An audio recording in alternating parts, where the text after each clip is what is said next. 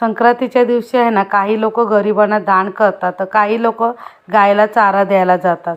तर मी आणि माझे मिस्टर आम्ही दोघंही गायला चारा द्यायला गेलो होतो ना, तर बघा रस्त्यावरती अजिबात गर्दी नव्हती, काही गोंगाटही नव्हता, खूप शांत वातावरण होतं. आणि त्याच्यानंतर आम्ही आलो गायच्या गोठ्यामध्ये. आता गायच्या गोठ्यामध्ये आल्यानंतर बघा गायच्या समोर खूप काही चारा टाकला होता. काही लोक गायला खायला सुद्धा देत होते, पण ती गाय काय खायचं नावच घेत नव्हती, कारण तिचं आहे ना ऑलरेडी पोट भरलेलं होतं.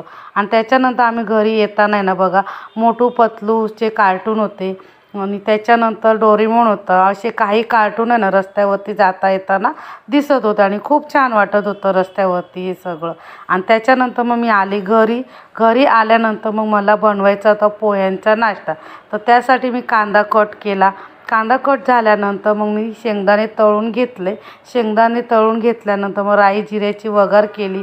बटाटा, मिरची आणि कढीपत्ता हे सगळं टाकलं तेलामध्ये आणि मग मस्त असं परतून घेतलं.